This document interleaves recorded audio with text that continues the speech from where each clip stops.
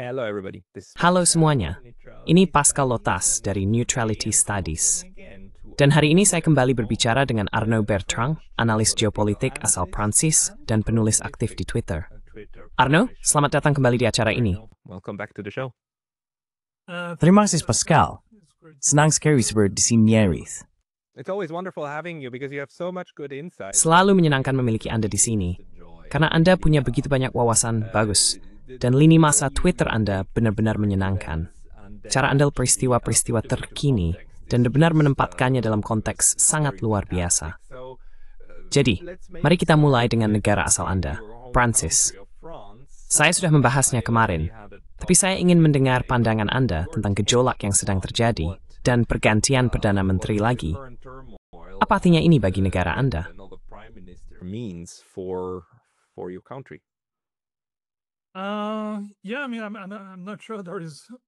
Ya, maksud saya tidak yakin ada banyak lagi yang bisa dikatakan selain bahwa ini benar-benar kacau. Itulah situasinya sekarang. Saat ini di Prancis, kita berada di Republik Kelima. Dan cara sistemnya, ya alasan mengapa De Gaulle memulai Republik Kelima adalah karena sebelumnya, selama Republik Ketiga atau keempat, Prancis sangat tidak stabil dan memiliki Perdana Menteri baru, Anda tahu, setiap beberapa minggu.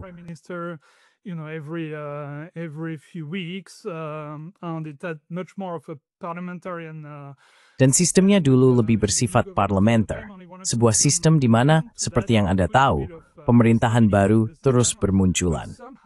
De Gaulle ingin mengakhiri hal itu dan membawa sedikit stabilitas ke dalam sistem. Namun entah bagaimana, kita justru secara aneh mengubah semangat Republik Kelima dan kembali ke apa yang sebenarnya ingin kita hindari, yang pada dasarnya cukup ironis. Dan ya, ini menunjukkan bahwa saya tidak melihat bagaimana ini akan berakhir. Saya pikir kita hanya harus menunggu sampai masa jabatan Macron berakhir pada 2027. Dan sampai saat itu, kemungkinan kita akan melihat pemerintahan baru setiap beberapa bulan sekali. Itulah yang mungkin akan terjadi, mengingat perpecahan yang ada di Parlemen Prancis saat ini.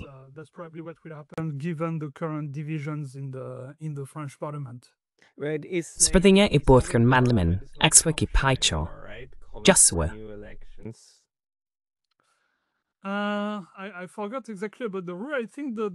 Saya lupa persis tentang aturannya. Saya pikir Parlemen Prancis selalu, mungkin saya salah, tapi mereka selalu punya opsi untuk mengajukan apa yang disebut mosi tidak percaya terhadap pemerintah. Dan mereka bisa melakukannya kapan saja, setidaknya itu yang saya pikirkan. Jadi menurut saya itu masih menjadi opsi.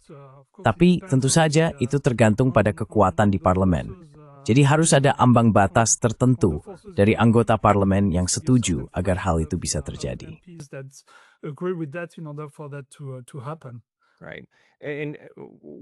Benar.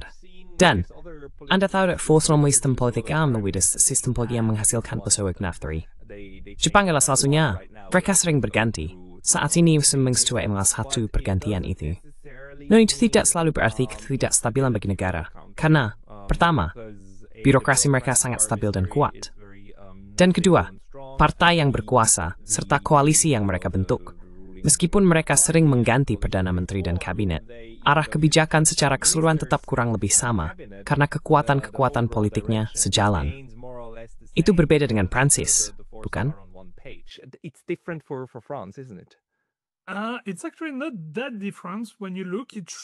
Sebenarnya tidak terlalu berbeda.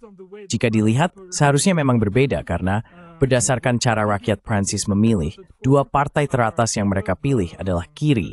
Maksud saya, yang saya sebut kiri sejati seperti Mélenchon dan sebagainya, atau sayap kanan ekstrem, yaitu Le Pen. Jadi jika Macron menghormati suara rakyat, seharusnya dia menempatkan salah satu dari dua kekuatan itu di pemerintahan. Tapi dia tidak melakukannya. Dia memilih untuk menempatkan pada dasarnya orang-orang dari kelompok sentrisnya sendiri. Pada dasarnya orang-orang yang sama yang telah memerintah Prancis selama beberapa dekade. Dan itulah yang dia lakukan setiap kali menunjuk Perdana Menteri baru.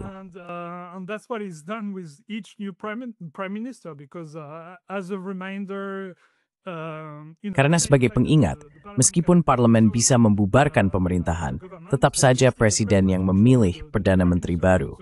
Jadi jelas, dia akan memilih seseorang yang cukup dekat dengan keyakinannya. Faktanya, orang baru yang dia pilih adalah salah satu sekutu terdekatnya, seseorang yang telah menghabiskan seluruh karier politiknya bersama Macron. Begitu juga dengan yang sebelumnya, François Bayrou juga sangat dekat dengan Macron dan begitu dengan orang proporsional. Jadi ini menunjukkan bahwa meskipun sosok pemimpinnya berganti, sebenarnya ide sudah sama tetap berkuasa. Ideology, if you will, that's in power. Yeah, I find it most. Ya, saya merasa sangat lucu mendengar dia berkata sebelum pemungutan suara. Saya ingin mendengar suara negara dan rakyat, karena kami menghormati suara rakyat. Oleh karena itu, kami membubarkan parlemen dan mengadakan pemilu. Dan setelah pemilu selesai, dia berkata, "Oke, saya sudah mendengar kalian, dan saya memilih untuk tidak mendengarkan kalian. Terima kasih banyak. Inilah yang akan terjadi." Prancis paham soal itu, kan? Maksud saya, masyarakat umum sekarang mengerti seperti apa sebenarnya sikap Macron terhadap mereka. Saya rasa. Yeah, of course. I mean, he's very unpopular in France. Ya, tentu saja. Maksud saya, dia sangat tidak populer di Prancis.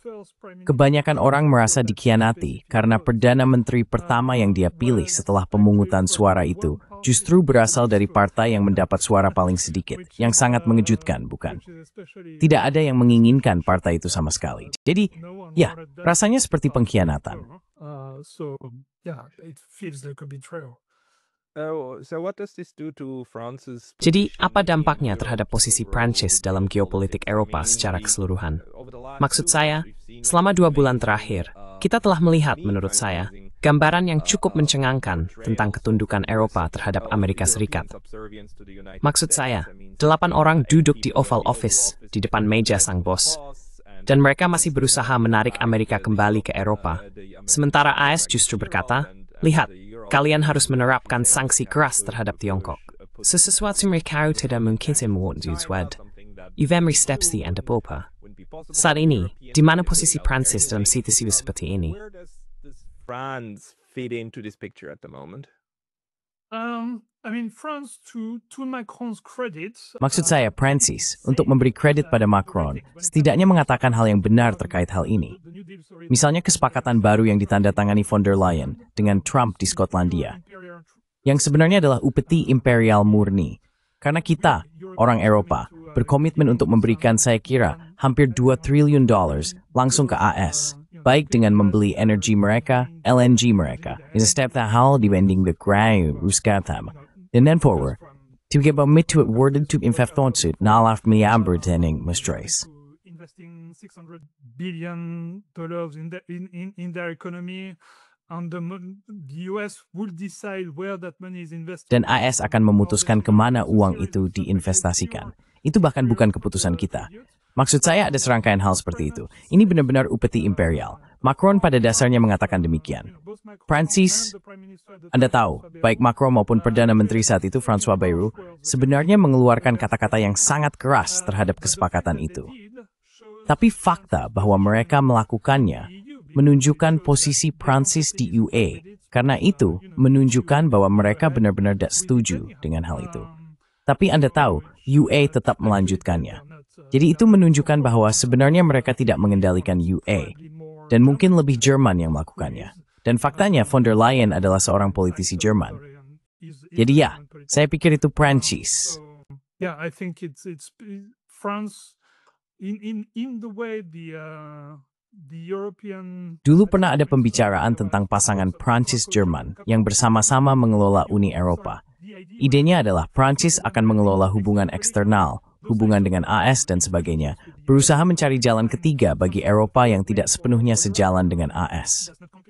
Itu terjadi saat Mitterrand menjadi presiden, atau Chirac dan seterusnya. Sementara Jerman akan menjadi kekuatan industri Eropa, mengelola semua aspek moneter, lebih ke urusan ekonomi domestik di tingkat Eropa. Namun, jelas sekarang itu sudah tidak berlaku lagi. Suara Prancis dalam urusan hubungan eksternal Uni Eropa jelas sudah tidak terlalu berpengaruh lagi. Doesn't have much sway anymore. Right. Benar. Dan Anda bisa melihat bagaimana ketergantungan pada AS sekarang begitu tinggi, sehingga orang Eropa pada dasarnya memohon kepada AS agar tidak ditinggalkan sendirian, terutama dalam hal Ukraina. Dalam konteks ini, saya ingin meminta interpretasi Anda tentang sensasi media ini. Pertama, tentang beberapa drone kertas, lalu tentang sesuatu yang meledak di Polandia, dan kemudian tentang MiG, pesawat tempur Rusia, yang entah selama 8 atau 12 menit melintasi wilayah udara Latvia atau Estonia. Bagi saya dan beberapa kolega kami, ini tampak seperti banyak orang Eropa kembali mencoba membesar-besarkan ancaman demi menjaga hubungan dengan Amerika Serikat dan membuat mereka berkomitmen kembali.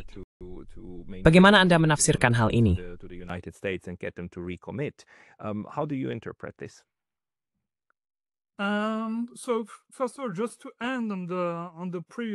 Jadi pertama-tama, untuk menyelesaikan pemikiran sebelumnya, ada semacam ironi atau paradoks di mana kamu benar. Orang Eropa berusaha sekuat tenaga untuk menjaga keterlibatan AS agar mereka tetap terlibat dalam pertarungan, berkomitmen membeli semua senjata dari AS demi menarik perhatian Trump, dan seterusnya.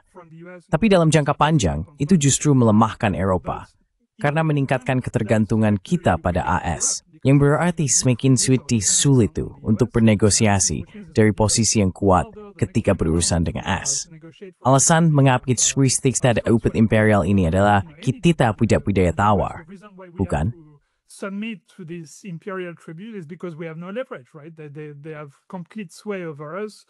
They protect us. Mereka memiliki kendali penuh atas kita.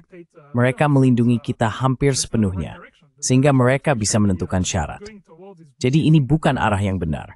Arah yang seharusnya kita tuju adalah mengurangi ketergantungan, membangun industri persenjataan Eropa sendiri, berusaha memutus tali pusar sedikit demi sedikit dari AS. Dan khusus untuk pertanyaan ini, menurut saya, kita jelas berada dalam dinamika dilema keamanan antara Eropa dan Rusia, di mana, seperti yang Anda katakan, Ivisran ansamang Rusma. Rustam memandang Eropa dengan cukup berelas, semalik juga permusuhan terhadap mereka, dengan begini merespons hal itu. Very hostile to them, and then they respond to that, and of course the Europeans, interpret that in the. Dan tentu saja, orang Eropa menafsirkan hal itu dengan cara yang paling buruk, dan sedikit demi sedikit situasinya semakin memanas. Satu-satunya solusi nyata untuk meredakan ketegangan itu seharusnya adalah dialog. Tapi disinilah paradoks lainnya. Kita tidak mau berbicara langsung dengan Rusia. Kita hanya melakukannya melalui Trump, yang sendiri cukup bermusuhan dengan kepentingan kita sebagai orang Eropa, dan yang sudah berkali-kali secara terbuka mengatakan bahwa dia membenci Eropa, orang Eropa, dan sebagainya. Jadi, jelas dia bukan orang yang tepat untuk bernegosiasi demi kepentingan Eropa. Jadi ini juga bodoh. Bagi saya, ini sama sekali tidak masuk akal. Cara berpikir strategis para pemimpin Eropa sangat memprihatinkan.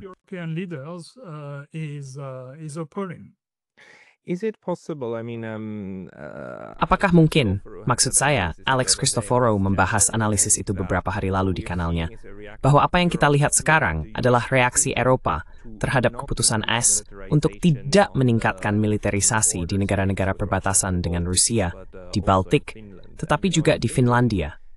Dan, Anda tahu, di Finlandia, AS sekarang memiliki perjanjian untuk membuka hingga 15 pangkalan militer AS. Tetapi mereka belum melaksanakannya, kecuali satu. Ke-14 lainnya belum ada, bukan? Jadi, apakah kita sebenarnya sedang menyaksikan momen di mana AS tampaknya, setidaknya, berusaha untuk tidak meningkatkan eskalasi dengan Rusia? Dan apakah itu sesuatu yang mungkin membuat Eropa khawatir bahwa negara-negara perbatasan mereka sekarang entah bagaimana tidak semiliterer yang mereka kira?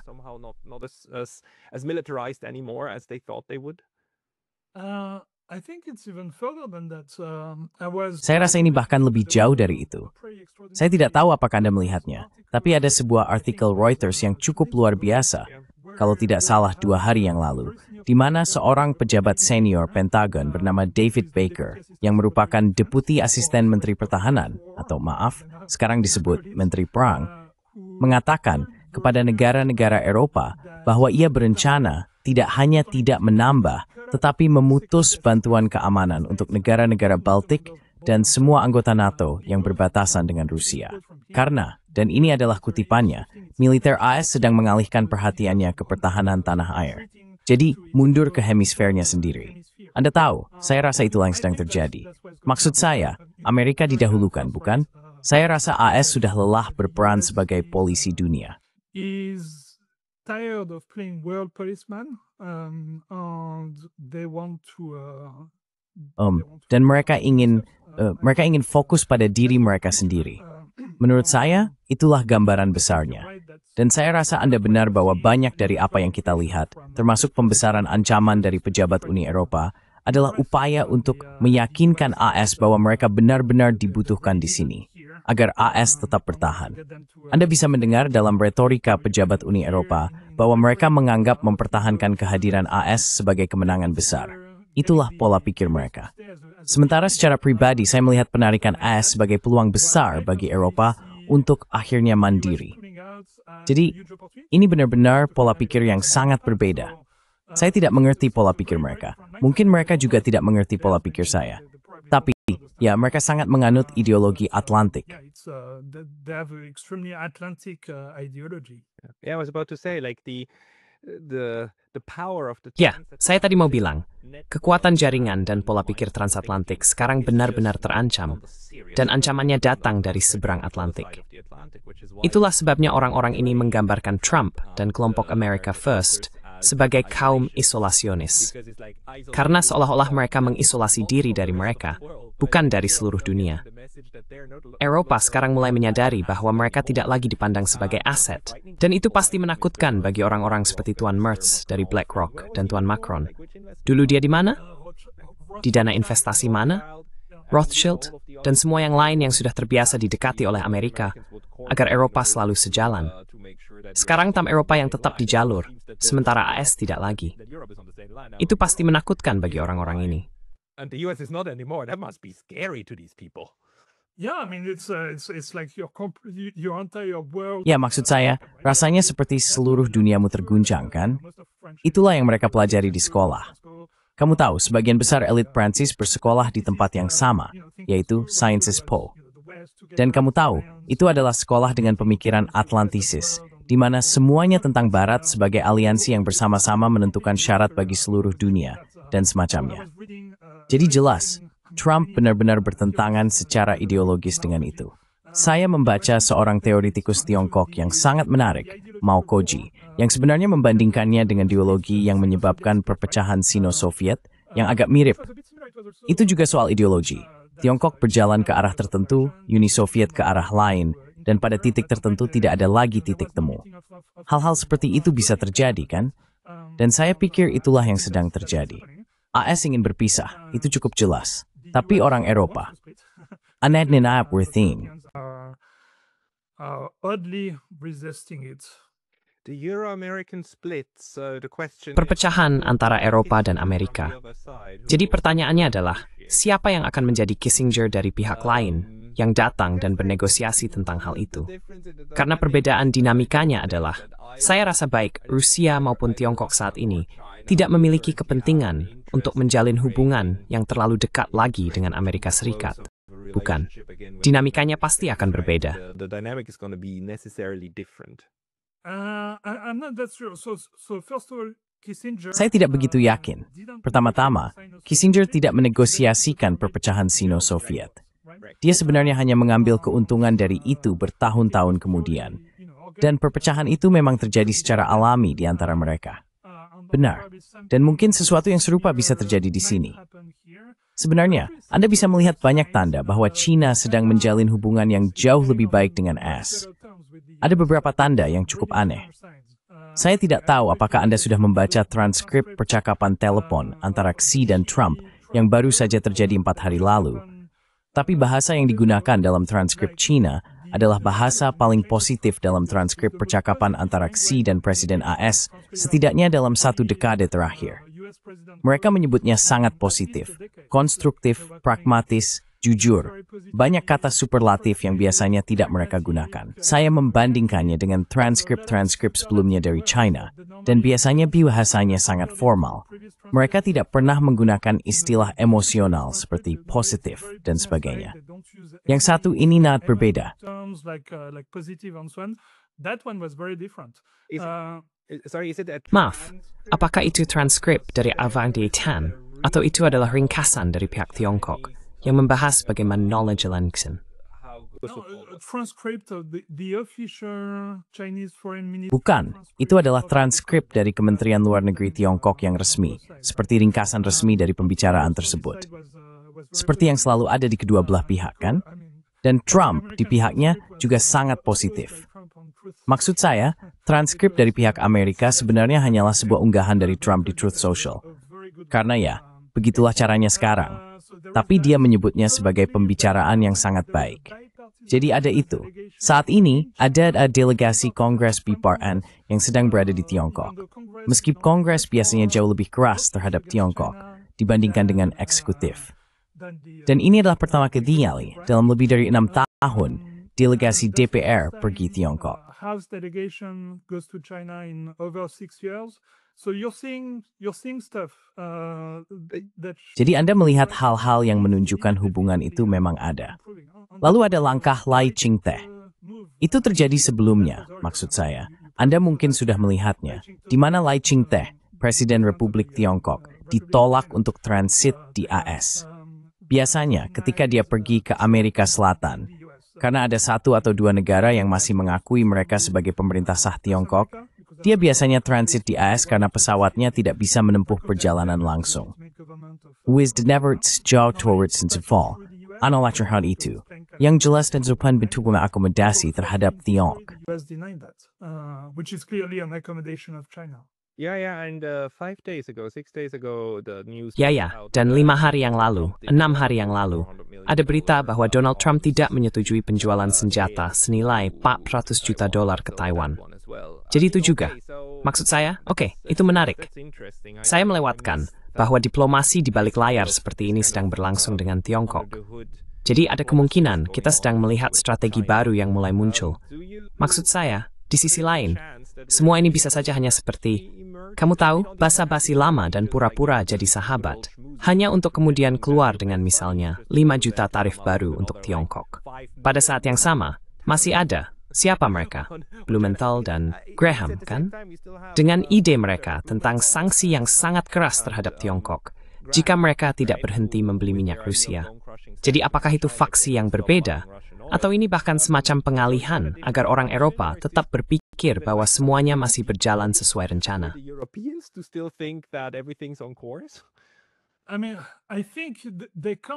Maksud saya rasa mereka tidak mungkin berpikir bahwa orang Eropa akan melakukan itu karena, seperti yang kita tahu, ekonomi Eropa sudah buruk.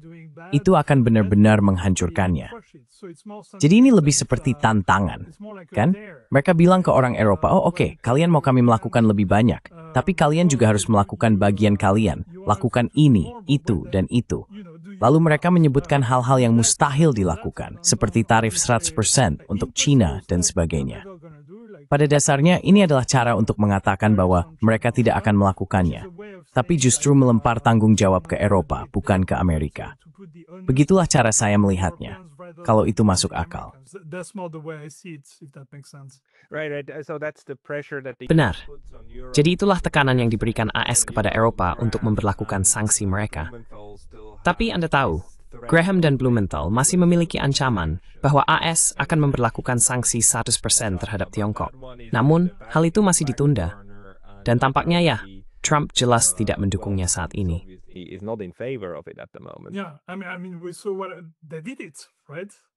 Ya, maksud saya, kita sudah melihat apa yang mereka lakukan. Memang benar, mereka melakukannya. Jadi itu tidak realistis. Saya pikir mereka naik sampai, berapa ya? 145 atau 135, lalu ada tarik ulur agar AS mundur. Jadi mungkin itu juga yang Trump sadari. Anda tahu, Trump hanya menghormati kekuatan. Jika ada satu pelajaran Trump, itu adalah dia seseorang yang menghormati kekuatan dan kekuasaan. Pada dasarnya itu pendapat saya. Darab tatsi Tiongkok Sprintex we brain of a small gore. Magif mall.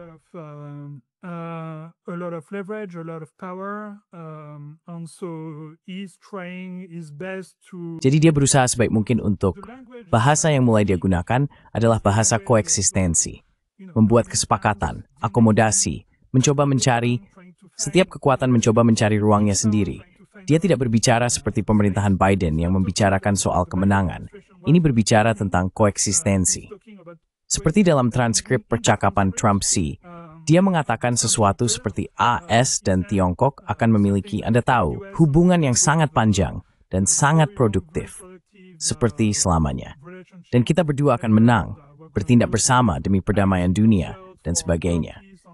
Itu adalah bahasa kemitraan, bukan bahasa persaingan zero-sum. Jadi menurut saya, itulah pergeseran yang sedang terjadi. That is the shift that's happening. Maksud saya, jika perubahan itu benar-benar bertahan, itu akan menjadi hal yang menggembirakan. Masalahnya adalah Donald Trump bisa saja berubah pikiran dalam semalam dan mengklaim bahwa memang sejak awal seperti itu. Namun, mungkin mari kita sedikit bergeser ke apa yang dilakukan AS terhadap kekuatannya sendiri. Karena menurut saya, AS, terutama di Asia Barat, di Timur Tengah, telah banyak mengurangi kekuatannya dengan membiarkan hal-hal seperti serangan Israel ke Qatar terjadi. Ini adalah salah satu momen pelanggaran norma terbaru, di mana saya tidak percaya AS akan membiarkan sekutunya diserang oleh sekutu lainnya. Rasanya seperti melewati batas. Tapi, itu benar-benar terjadi. Dan memang, meskipun ini pasti sudah dinegosiasikan sebelumnya, kita sekarang memiliki aliansi baru di kawasan, yaitu Arab Saudi dan Pakistan. Dan sekali lagi, ini pasti dinegosiasikan selama Lebanon. Wih, bagaimana semua tentang konflik baru ini? Ana septin amak disgraceful. I think it massively impacts the region. Saya pikir ini sangat berdampak besar pada kawasan. Menurut saya, ini adalah hal yang sangat besar. Saya rasa memang kesepakatan ini dinegosiasikan selama bertahun-tahun. Setidaknya itulah yang dilaporkan media. Pertama-tama ini adalah hal besar karena AS tidak mencegah hal ini terjadi, yang agak menjadi misteri. Seperti, apakah itu berarti mereka setuju dengan hal ini? Apakah itu berarti mereka tidak bisa mencegahnya? Apa sebenarnya arti dari itu? Tapi menurut saya, hal itu sendiri sudah sangat berarti, karena Anda akan berpikir bahwa mereka tidak menginginkan hal itu terjadi. Karena itu berarti secara efektif, sekarang ada blok nuklir kedua yang mungkin di Timur Tengah. Ada blok AS Israel, dan sekarang ada blok Pakistan Saudi.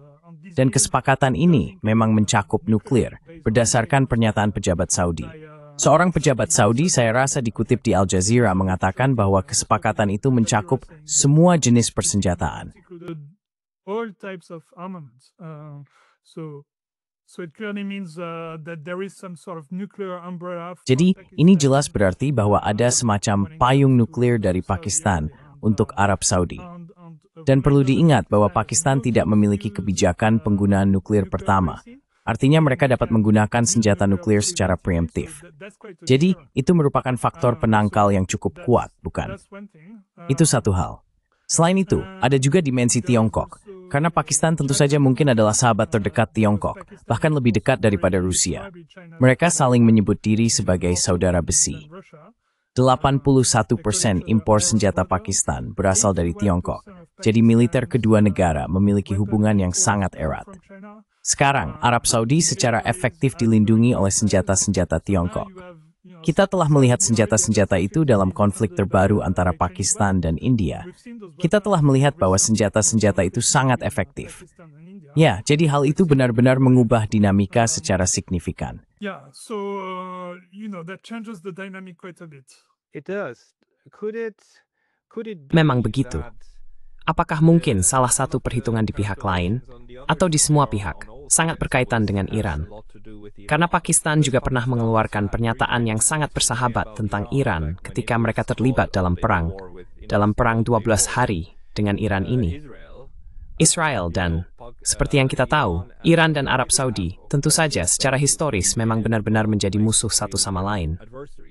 Hanya Tiongkok yang berhasil menengahi, pada dasarnya, dimulainya kembali hubungan diplomatik. Dan kita melihat adanya pencairan, bukan? Kita melihat bagaimana para menteri pertahanan saling berkunjung. Tapi tetap saja, maksud saya, persaingan, dan persaingan Sunni Syiah antara keduanya belum hilang. Jadi, mungkinkah idenya adalah untuk mengatakan seperti, lihat, Amerika Serikat, kalian lebih memilih kami membuat perjanjian dengan siapa? Saudi atau Iran. Maybe that's what the Pakistanis told Trump. I don't know. Maybe Mungkin that's the way itu yang to dikatakan this. orang Pakistan kepada Trump. Indeed, Saya tidak tahu. Mungkin itu cara mereka meyakinkannya. I think there are probably Memang, saya pikir ada cukup banyak orang yang menganggap ini adalah kabar buruk. Iran adalah salah satunya, karena sekarang itu berarti mereka jelas-jelas memiliki AS di satu sisi. Tetapi sekarang mereka juga berpotensi menghadapi Arab Saudi yang didukung nuklir. Dan meskipun ada pemanasan hubungan belakangan ini, seperti yang Anda katakan, yang berada permusuhan historis. Yang berarti, Iran saling, maksud saya, jika saya di posisi mereka, saya akan mengerahkan energi besar-besaran untuk segera mencoba mengembangkan senjata nuklir. Karena pada dasarnya, tiga kekuatan besar di Tilting, Saudi, Israel, dan Mekah. Like the Saudis, Israel, on them. And they're the only ones with that nuclear weapons. Dan mereka satu-satunya yang tidak memiliki senjata nuklir. Itu bukan posisi yang bagus, bukan? Jadi, ya, itu menempatkan mereka dalam situasi yang cukup sulit. Tapi kita hanya bisa berspekulasi. Kita tidak tahu apa yang ada di balik kesepakatan ini. Atau mungkin rencananya suatu saat nanti adalah membentuk aliansi yang lebih luas, dan mungkin Iran bisa bergabung, meskipun itu jauh lebih kecil kemungkinannya. Kedengarannya agak tidak mungkin, tapi siapa tahu? Lizani Infrangi. Who knows? Stranger things have happened. That is true. I mean, you're right. I also think Itu benar. that for Iran, Maksud this saya, as well Anda is benar. not a loss. Saya juga berpikir bahwa bagi Iran, ini ya, bukan sebuah kekalahan, tapi situasinya jadi jauh lebih rumit bagi mereka. Karena sebelumnya ada banyak kata-kata bersahabat dari Pakistan. Dan sekarang dipertanyakan apakah manuver politik semacam itu masih mungkin dilakukan. Di sisi lain, ada pemain lain yang sama sekali tidak berkepentingan dengan Iran yang tidak stabil atau bahkan terpecah belah, yaitu Tiongkok, bukan? Jadi, Tiongkok berusaha memberikan pengaruh yang menenangkan terhadap seluruh situasi ini. Apakah Anda punya indikasi bagaimana Tiongkok mencoba mendekati persoalan Iran? Karena saat ini, Anda tahu, terutama di sudut internet kita, banyak orang yang mengatakan, lihat, fase berikutnya dari perang AS-Iran, hanya soal waktu saja. Dan ya, Netanyahu mendorong hal ini habis-habisan. Dan sekarang sedang ada negosiasi, tentu saja, terkait sanksi snapback yang berlangsung minggu ini. Etu smurry stats will we smile eating. Place right this week. What's your take on that? I think I have seen quite credible report that Saya rasa saya telah melihat laporan yang cukup kredibel bahwa Tiongkok memang mengirimkan, setelah perang, cukup banyak senjata ke Iran untuk memperkuat pertahanan mereka. Itu tampak cukup kredibel bagi saya. Jadi saya pikir mereka memang khawatir, dan mereka mencoba membantu dengan cara itu. Dan tampaknya senjata yang dikirimkan juga cukup canggih sebagai alat pencegah, saya kira, untuk mencegah serangan lain. Jadi ya, itu hal yang paling relevan yang saya lihat tentang apa yang sedang dilakukan Tiongkok di sini. Dan tentu saja, mereka juga banyak membantu dalam hal ekonomi, membeli seluruh minyak Iran. Mereka juga, belum lama ini, membangun jalur kereta api yang mulai beroperasi tepat sebelum perang jika saya tidak salah, untuk memudahkan perdagangan dengan Iran, yang juga akan membantu situasi ekonomi mereka. Jadi saya pikir mereka memang berusaha membantu dalam berbagai cara. So I think they are trying to help in various ways. Right. And on the other hand, we do see how Iran is being Benar. Dan di sisi lain, kita memang melihat bagaimana Iran semakin dikepung, bukan? Dengan Suriah yang pada dasarnya sudah keluar dari perhitungan, itu sudah terjadi selama lebih dari setengah tahun, hampir setahun sekarang. Koridor Zangezur akan berada di bawah pengelolaan AS antara Azerbaijan dan Armenia.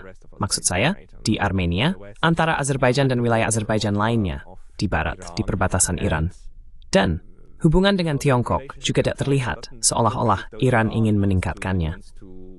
Jadi apakah kita melihat Iran semakin terisolasi di wilayahnya? Being more and more isolated in its part. It's hard to say. I'm not in Iran. Sulit untuk dikatakan, saya bukan ahli Iran. Saya tidak tahu dinamika internalnya.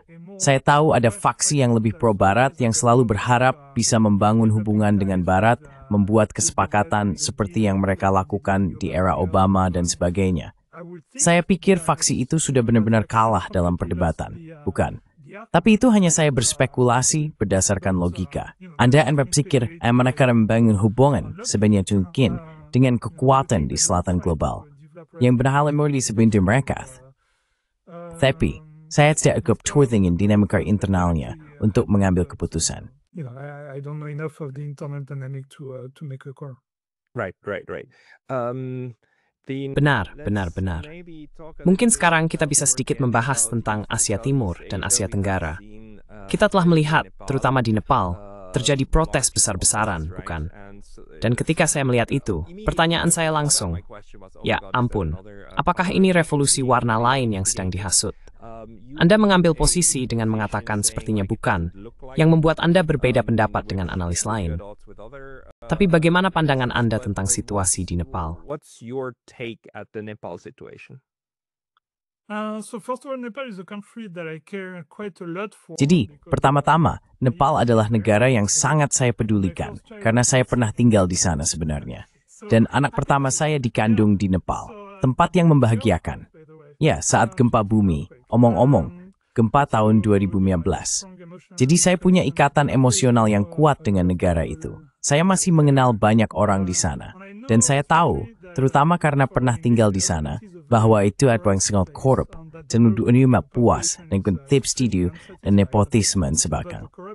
Jadi, insting pertama misalnya protes-protes itu bukan betul itu revolusi wah. Saya merasa tulus. It was genuine. And also it's worth noting. Dan juga perlu diketahui bahwa Nepal sebenarnya adalah negara yang sangat revolusioner. Jenis-jenis protes dan revolusi seperti itu sering terjadi di sana. Dan Anda tahu, tidak terlalu lama yang lalu, negara ini mengalami perang saudara selama 10 tahun. Saya rasa dari tahun 1996 hingga 2006. Jadi secara politik, Nepal bukanlah negara yang paling stabil di dunia. Jadi, orang-orang yang melakukan protes, mencoba menggulingkan pemerintah, dan sepeparah, bukan hal yang mengejutkan di negeri itu. Dan menurut saya juga tidak ada alasan jelas mengapa ada revolusi saat ini di Nepal. Ini adalah negara yang sangat miskin dan terkurung tanah India dan Tiongkok. Between India and China, that's actually completely dependent on. Itu sebenarnya sepenuhnya bergantung pada India untuk segala hal yang saya alami sendiri karena setelah gempa bumi terjadi blokade oleh India, bukan karena gempa, tetapi karena perubahan konstitusi yang tidak mereka sukai. Dan itu benar-benar melumpuhkan negara. Jadi Anda tahu, India memiliki kekuasaan hampir sepenuhnya atas negara itu. Jadi mengapa Anda ingin memiliki pemerintahan yang pro-AS di sana, sementara pada kenyataannya India yang mengendalikan negara itu dan mereka bisa menghentikan pasokan kapan saja. Dan Anda tahu, tidak ada yang bisa dilakukan AS tentang hal itu. Jadi tidak ada alasan yang jelas mengapa.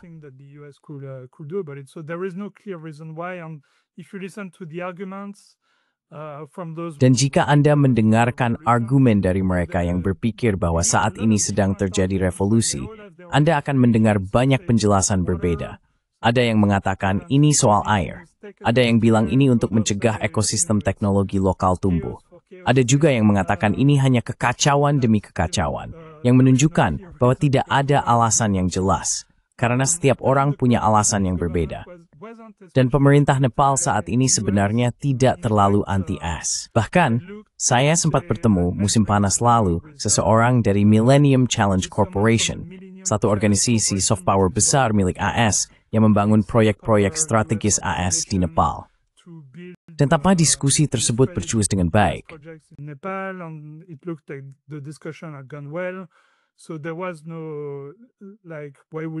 Jadi tidak ada. Maksud saya mereka harus mengganti pemerintahan itu. Terutama ketika pemimpin baru Nepal, Sushila Karki, yang merupakan seorang nenek berusia 73 tahun, tidak terlihat lebih pro-AS dibandingkan pemimpin sebelumnya. Profilnya sangat berakar di Nepal. Dia tidak pernah bekerja di luar negeri. Dia bahkan tidak pernah belajar di Barat. Dia belajar di Nepal dan di India. Dan dia benar-benar seorang revolusioner Nepal gaya lama. Dia ikut serta dalam menggulingkan monarki. Saya rasa suaminya dipenjara karena membajak pesawat demi menggulingkan monarki dan sebagainya. Jadi, itu sama sekali bukan profil boneka Barat. Jadi, ya, pada dasarnya itu tidak masuk akal bagi saya. Yeah, that's basically it doesn't make sense to me. And then I also looked Lalu saya juga melihat, Anda tahu saya pikir ada prinsip keadilan, yaitu beban pembuktian ada pada pihak yang menuduh. Jadi jika Anda membuat tuduhan bahwa ada revolusi warna, Anda tahu, tunjukkanlah bukti, beberapa bukti nyata. Saya sebenarnya tidak sepenuhnya menutup kemungkinan itu, tapi saya harus melihat bukti yang benar-benar nyata.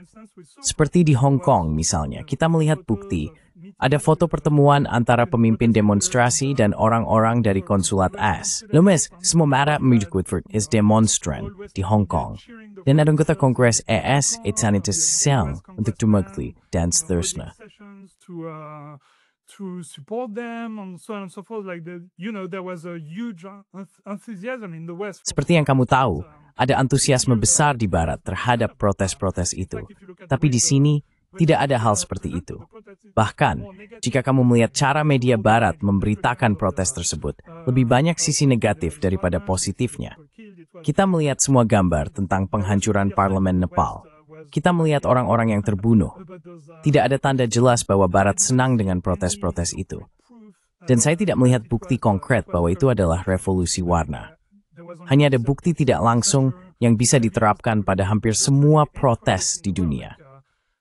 Beberapa hal yang mereka katakan adalah, ya tapi salah satu organisasi yang ikut serta dalam protes itu mendapat dana dari mahasiswa.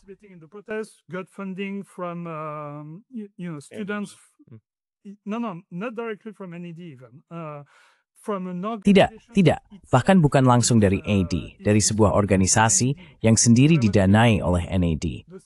Dan saya berpikir argumen yang sama bisa digunakan untuk protes apapun di Prancis misalnya. Seperti di Prancis, semua protes, kita punya asosiasi organisasi yang ikut serta di dalamnya, yang juga sangat peduli dengan isu Tibet misalnya. Jadi tentu saja mereka terkait dengan organisasi pro-Tibet yang didanai oleh AS. Thatam twists setiap protes Tumeris Prancis and Maval Warna. Ini kasus yang jelas dan pasti. No, ini matter semua itu how temal lagi skink tuh. I just don't see it. Yeah, this is one of the moments when we need to be careful to not Ya, fall into. ini adalah salah satu momen di mana kita harus berhati-hati agar tidak terjebak dalam apa yang pernah diperingatkan Edward Snowden. Bahwa dengan alasan yang baik, kita mulai terlalu sering melihat pola. Maksud saya, meskipun memang ada pola dan jaringan kekuasaan, tidak semua yang tampak seperti simpul benar-benar merupakan simpul. Jadi, pertanyaan akar bentuk ini, kita melihat bagaimana AS menggunakan mekanisme subversif dan masyarakat sipil, serta membangun institusi-institusi masyarakat sipil. Funding of civil society and building up civil society institutions. I mean, I think Ukraine is a model case. Maksud saya pikir Ukraina adalah kasus model, bukan? Seiring waktu, menyalurkan dana dan membina tidak hanya politisi, tetapi juga masyarakat sipil dan institusi media, bukan? Lalu, pada titik-titik strategis, semua ini bisa dikerahkan jika mereka semua berada di perahu yang sama pada waktu yang sama. Dan organisasi-organisasi ini memang memiliki koneksi di hampir setiap negara, seperti yang Anda katakan, termasuk Prancis. Pertanyaannya adalah, seberapa pentingkah mereka dalam struktur keseluruhan masyarakat yang kita bicarakan? Jadi argumen Anda adalah bahwa di Nepal, kecil kemungkinan pengaruhnya akan begitu kuat. Dan bahkan jika iya, untuk tujuan apa pengaruh itu akan digunakan demi menjatuhkan pemerintahan sebelumnya juga tidak jelas.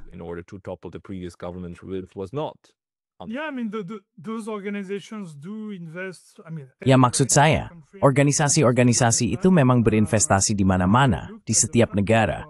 Jadi mereka juga berinvestasi di Nepal. Tapi saya benar-benar melihat pendanaannya. Mereka sebenarnya jauh lebih banyak berinvestasi di pihak, kalau bisa dibilang begitu. Tahu kan, mencoba mendapatkan dukungan dari politisi yang sudah ada di Nepal. Misalnya, ada proyek besar tahun lalu dari NAD, yang pada dasarnya mendukung partai-partai politik Nepal yang sudah ada dengan dana sebesar $500,000. Jadi saya tidak tahu kemana uang itu pergi. Mungkin itu bagian dari korupsi. Mungkin juga sah. Saya tidak tahu. Tapi kalau dibandingkan dengan uang yang diberikan kepada para demonstran, saya sudah hitung, jumlahnya 6 kali lebih besar di pihak para politisi.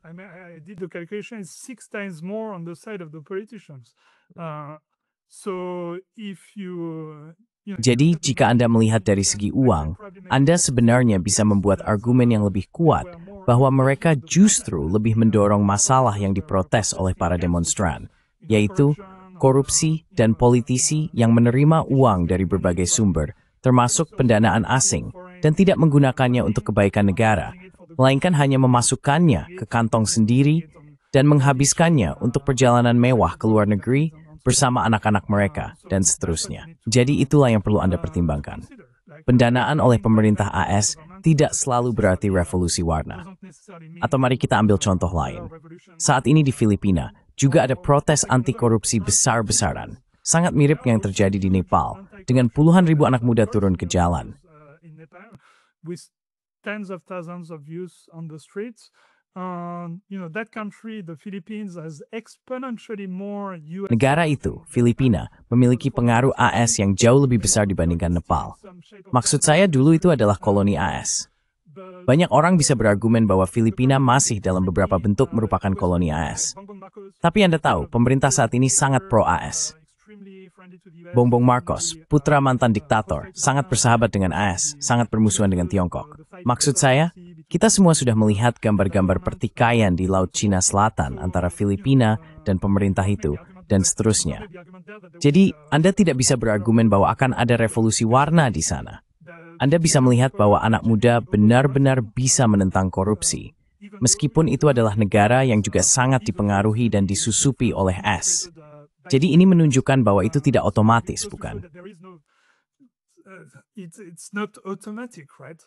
No, it's not automatic, and that's what we. Tidak, itu tidak otomatis. Dan itulah yang sulit untuk dinilai, terutama dari kejauhan. Mungkin sebagai penutup, apa satu hal yang saat ini paling Anda perhatiin dalam hal politik dunia? Fasakah ada sesuatu di depan mata di semat akhir sangat menarik untuk kita dalam beberapa hari, minggu ke depan? Look at in the next couple of days or weeks. I think what we were speaking earlier, the development of the China. Saya rasa, seperti yang kita bicarakan sebelumnya, perkembangan hubungan Tiongkok-AS, dan maksud saya pikir kita mungkin sedang menyaksikan awal dari semacam perubahan arah setelah jika Trump terpilih. Seperti yang kamu katakan, orang itu bisa saja berubah pikiran dari satu hari ke hari berikutnya. Tapi memang menarik melihat bahwa situasinya membaik. Secara objektif, itu adalah hal yang baik bagi dunia jika dua kekuatan besar itu memiliki hubungan yang lebih baik. Saya juga cukup mengikuti perkembangan di Eropa, tapi kamu tahu situasi di sana jauh lebih suram, sayangnya. The picture is much more depressing there, unfortunately. Yeah. Ya, saya percaya semula status. Temsis benua UN bekerja. Tapi politiknya terpenit bisa membuat ada tawa atau nangis. At the bank at Ice Calgus. Both at the same time. I mean, I spent my whole summer there. Maksud saya menghabiskan seluruh musim panas saya di sana. Saya berada di Prancis, saya di Belgia, saya di Belanda. Dan beberapa tempat memang lebih baik daripada yang lain. Sebenarnya, Belgia dan Belanda sangat baik. Ekonominya sangat dinamis, sejauh yang saya lihat. Prancis jauh kurang baik. Tapi, tetap saja, menurut saya jika Anda hanya melihat angkanya, secara objektif itu memang tempat yang cukup terpuruk, baik dari segi ekonomi maupun pola pikir masyarakatnya. Dan dengan absen Presiden D, situasinya tidak akan balik. With what's going on, it's not going to improve. It's just not a very hopeful place. I mean. Tempat itu memang tidak terlalu penuh harapan. Maksud saya, di Asia Tenggara dan seterusnya, semuanya tentang harapan dan masa depan. Kamu tahu apa yang bisa kita bangun. Sedangkan Eropa seolah-olah hanya berpikir, oh, bagaimana kita bisa kembali ke masa-masa indah tahun 1960-an ketika kita tahu apa yang sedang terjadi. Ya, sudahlah. Arno, orang-orang yang ingin mengikuti kamu, sebaiknya langsung ke Twittermu. Saya akan taruh tautannya di deskripsi di bawah. Seminggu kamu. Substack. True. Any other place to find you? Substack, of course, but Ya, Substack dan Twitter. Itu Jupinyu. I'll put it in. Saya mentionkan di deskripsi di bawah. Arno Bertrand. The Justice and as I think. Ini. Today.